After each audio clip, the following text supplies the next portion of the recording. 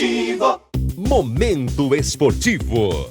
Está começando o Momento Esportivo, apresentado por Marcelo Matheus e Vitor Félix. Bom dia, Vitor. Bom dia, Matheus. Bom dia, hoje da Rádio da Mata FM. Vamos lá começar a falar de futebol. Primeiramente, começar a falar do Náutico, meu amigo. Que nesse final de semana, o que eu posso dizer, o compromisso é grande. Tem que vencer o Ferroviário e torcer para os resultados. De fato, Matheus? Olha, de fato, realmente, torcer para o Náutico tá difícil, tá? Olha só, tem uma notícia aqui que saiu essa semana, que é o goleiro que foi regularizado, a contratação de urgência para os jogos finais da Série C, o goleiro Renan Bragança, de 26 anos, ele foi anunciado oficialmente pelo Náutico.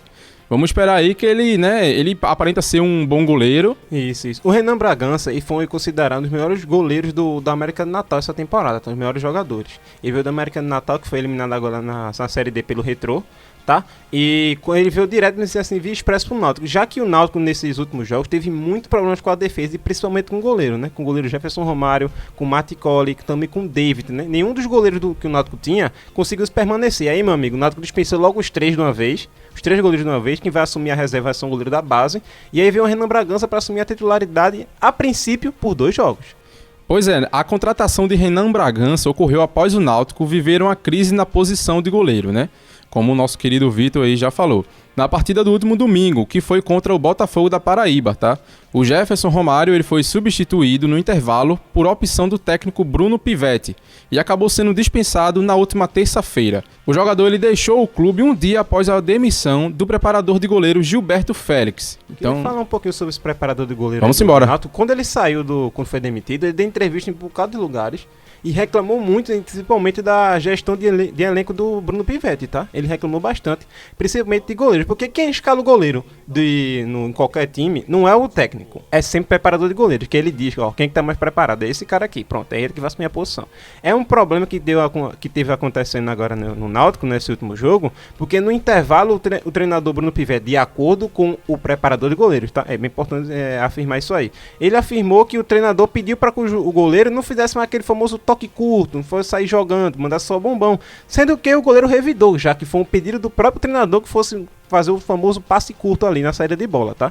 Ou seja, o vestiário do Náutico nessa semana deu uma pequena conturbada, tá? Eu ainda não procurei informações sobre quem assumiu em relação à preparação dos goleiros, tá? Do Náutico, mas acho que foi algum preparador da base que subiu, tá? Algum interino, né? Deve ter sido algum interino para a posição, tá? Então vamos esperar aí, né? Porque futebol é aquilo, né? Um trabalho em equipe. Então, se um setor da equipe está enfrentando problemas aí de comunicação, né, de vivência, então isso daí pode afetar também o resto da equipe, tá?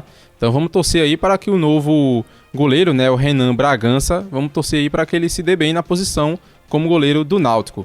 E o próximo jogo do Náutico? O próximo jogo agora do Náutico é Náutico Ferroviário, né? Nos aflitos às 5 horas da tarde desse sábado, tá um jogão. O Náutico tem que vencer o Ferroviário de todo jeito, tá? Mas não é só vencer o Ferroviário, não. O Náutico tem que estar ligado nos outros jogos. Tanto o Remo contra a equipe do Londrina. Outro jogo também tem que se falar é entre Figueirense e São José, que é um time que está na zona de rebaixamento. E o jogo entre Tombense e Botafogo da Paraíba, tá? Ou seja, são 5 times para 2 vagas. Então vai ser realmente uma partida assim eletrizante, né? Eletrizante. Jogadores aí tem que entrar com sangue nos olhos. Tem que entrar pilhado. Com a garra aqui é vencer e vencer. Não existe essa de empate, não existe essa de derrota, né? Muito menos de derrota. Então, vamos ver aí como é que vai ser, né? Esperamos uma boa vitória aí do time pernambucano, né? O Náutico tem que ganhar, nem que seja por 0,5 contra o Ferroviário. Tem que ganhar, nem que seja por 0,5. A equipe do Ferroviário é uma equipe que está na zona de rebaixamento. Tá brigando para não cair para a Série D no Brasileirão Série C. Ou seja, o Náutico é favorito contra o Ferroviário? É, mas eu acho que o principal jogo do Náutico não é nem contra o Ferroviário, é o próximo jogo contra o Londrina. O que é que tu acha disso, Matheus? Rapaz, o jogo contra o Londrina aí eu acho que vai ser mais difícil do que o Ferroviário, né? Eu acho que depende da situação. Por quê? Porque o Remo, ele vai enfrentar o Londrina agora nessa rodada, não é isso? Sim. Pronto. Aí o Remo, se vencer o jogo contra o Londrina, aí o Londrina vai entrar pilhado contra o Náutico no próximo jogo. E o Remo, como posso dizer, já passa na frente do Náutico, tá? Em relação à pontuação. Mas se o jogo empatar, o Londrina talvez se classifique ainda com um empate e uma derrota caso perca para o Náutico no próximo jogo. Mas é o seguinte, se o Londrina vencer o jogo contra o Remo, já vai enfrentar o Náutico classificado já, tá? Na próxima rodada. Aí o Náutico, meu amigo, só vai ter o trabalho de ir lá em Londrina, enfrentar uma equipe que já tá classificada e vencer, tá? Mas você me pergunta, como é que tá a situação em relação aos outros times, já que o Náutico disputa com outros? Vamos lá, a equipe do Figueirense vai enfrentar a equipe do São José no primeiro jogo. E no segundo jogo, vai enfrentar a equipe do Volta Redonda, tá? Uma equipe que já está classificada. Se o Figueirense vencer os 2 jogos, o Náutico não consegue se classificar, mesmo vencer os 2 jogos, tá? Pois é, porque o Figueirense ele tá na 8ª colocação, né? Com 23 pontos aqui até o momento atual, né? E o Náutico ele tá aí na 10ª posição com 22 pontos, né? Então, assim, realmente, se o Náutico vacilar nesse próximo jogo aí contra o Ferroviário, se ele não conquistar os 3 pontos, né? E o Figueirense, o Remo, o Londrina acabar ganhando, de fato aí vai ser uma complicação para poder se classificar para a Série B, né? Então, assim, de fato, futebol é aquilo, né? Motivação, se o Náutico for bem nessa partida, ele vai entrar mais motivado ainda na próxima, né? Isso, e aí, consequentemente, vai seguindo aí para a tão sonhada classificação para a Série B. Lembrando que é o seguinte, são os 8 primeiros colocados que se classificam e faz um quadrangular para aí ver quem é que vai subir para a Série B, tá? Ou seja, a competição zera. Não importa o que você fez na primeira fase, só precisa estar entre os 8. Por isso a expectativa do Náutico é muito grande, tá? Em relação à classificação. Mas vamos falar um pouquinho agora, Matheus, da Libertadores, né? E falar vamos um pouquinho embora. também de Sul-Americana que teve jogos durante essa semana, tá? Essa semana Grêmio vencendo a equipe do Fluminense por 2-1. Um desses gols do Grêmio aqui de pênalti foi bem questionável, tá? A marcação do pênalti, tá? Pois é, né? Mais um erro da arbitragem da Libertadores. Outro jogo também foi entre São Lourenço e Atlético Mineiro, que acabou empatando em 1-1. Tivemos Colo-Colo 1, Júnior Barranquilla 0. Tivemos também Peñarol 4 e o The Strongest 0.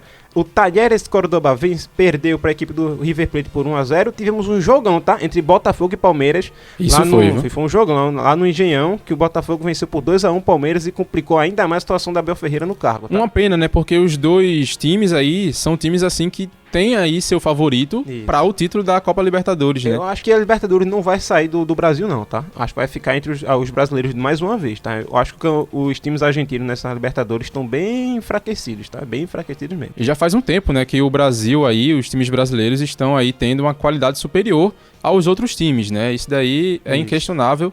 É só você ver aí os históricos das últimas Libertadores, quem foram os campeões. Como a gente sabe em relação ao Brasileirão, o Brasileirão é a maior competição, se fala a Libertadores e a Sul-Americana, em relação a ligas nacionais no continente sul-americano, né? Ou seja, a maior quantidade de dinheiro vai para lá. Ou seja, a maioria dos jogadores argentinos bons, chilenos, uruguaios e assim sucessivamente, vão para o Brasil. Entendeu? Aí por isso as equipes daqui são tão melhores que a equipe de lá, tá? Mas isso não é pra subestimar um River Plate e um Boca Juniors, não. Não, jamais. Gigante. Continuando ainda os resultados aqui, faltam só mais 2. Foi o Nacional do Uruguai empatou com o São Paulo por 0-0 e o Flamengo venceu o Bolívar da Bolívia por 2-0, né? E assim, esse Flamengo e Bolívar, Vitor, esse Flamengo e Bolívar, ele foi aqui no Brasil. Isso. E o próximo jogo vai ser lá em Bolívia. E aí, assim, toda vez que a gente joga, que o Brasil joga contra um time lá da Bolívia, tem o fator de altitude. Isso, é sempre muito complicado para os times brasileiros ir para lá, tá? E aí, será que essa vantagem de 2-0 do Flamengo dá para vencer o Bolívar? Porque vai jogar contra o Bolívar, né? E vai jogar também contra a altitude. Isso. E aí, será que essa vantagem de 2-0 vai ser o suficiente? Se o Flamengo fosse uma equipe mais estável na sua temporada, até o momento eu dizia, não, é tranquilo, o Flamengo vai se classificar com o Bolívar lá, 0-0, 1-1, tranquilo, perfeito.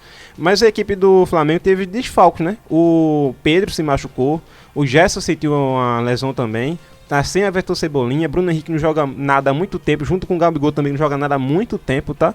Ou seja, o Flamengo tá meio complicado aí, mas o Tite, ele é especialista em fazer 0-0, tá? Vitor, agradecer aí pela sua presença, tá? Esse foi o primeiro episódio aí do primeiro episódio Momento Esportivo, rapaz.